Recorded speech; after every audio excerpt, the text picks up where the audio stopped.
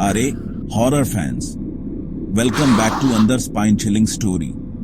आज मेरे पास एक ऐसी कहानी है जो तुम्हें तुम्हारे घर के सायों से भी डर लगने पर मजबूर कर देगी।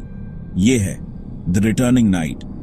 इमेजिन करो, अर्जुन एक 28 साल का लड़का शहर में सालों रहने के बाद अपने सुने गांव वापस आता है। गांव शांत है, बहुत ज्यादा शांत।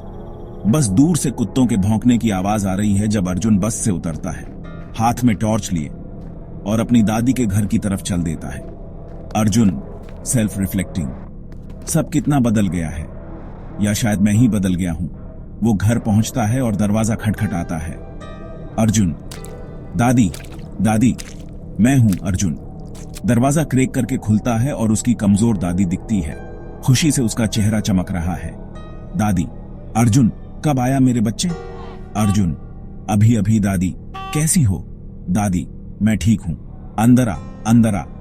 जैसे ही अर्जुन अंदर कदम रखता है, उसे मिट्टी की जानी पहचानी खुशबू आती है, लेकिन कुछ और भी, कुछ अजीब सा। बाद में उस रात अर्जुन और उसकी दादी बैठकर बातें करते हैं। अर्जुन, दादी, गांव में सब ठीक है ना? दादी, हाँ, लेकिन अजीब अजीब चीजें हो रही हैं। अर्जुन, अजीब जैसे क्या? दादी, रात को मुझे आवाजें आती हैं जैसे कोई रो रहा हो, और कभी कभी ऐसा लगता है जैसे कोई दरवाजे पर खड़ा है।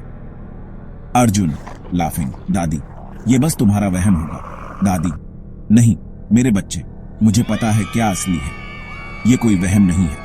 अर्जुन की मुस्कान गायब हो जाती है और उसकी जगह चिंता की झलक आ जाती है। अगली सुबह अर्जुन अपने बचपन के दोस्त रमेश से गांव के चौक में मिलता है।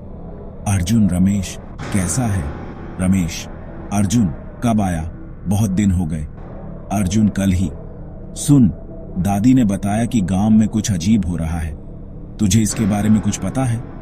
रमेश लोअरिंग हिज वॉइस, हाँ अर्जुन, लोग डरे हुए हैं। वो कहते हैं कि रात को एक परछाई दिखती है। अर्जुन, परछाई? कैसी परछाई?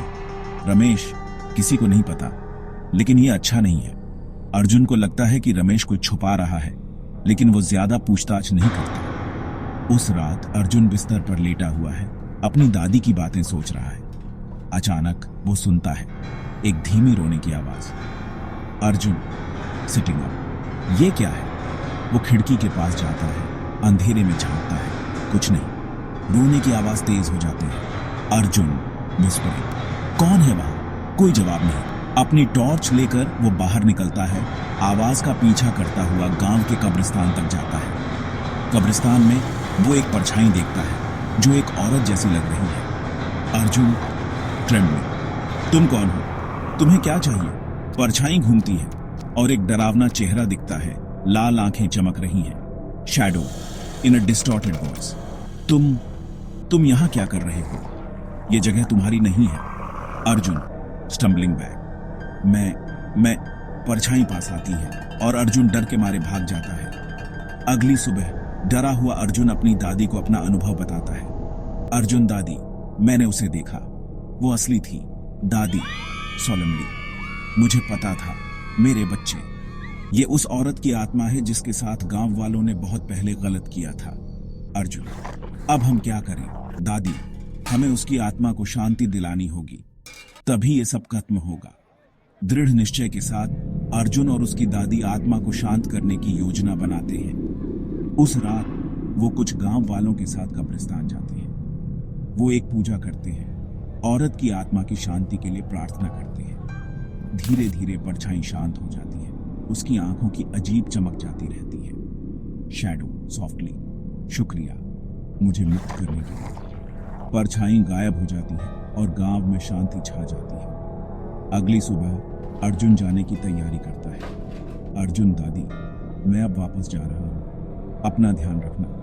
दादी, तुम भी मेरे बच्चे, और गांव को मत भूलना। जैसे ही अर्जुन जाता है, वो जानता है कि उसने कुछ ऐसा अनुभव किया है जिसे वो कभी नहीं भूलेगा। और ये थी मेरे दोस्तों द रिटर्निंग नाइट। याद रखना, कभी कभी भूतकाल दफन नहीं रहता। अगर आपको ये कहानी पसंद आई तो लाइक, शेयर और सब्सक्राइब करना मत भूलना। अगली बार तक स्पूकी रहो।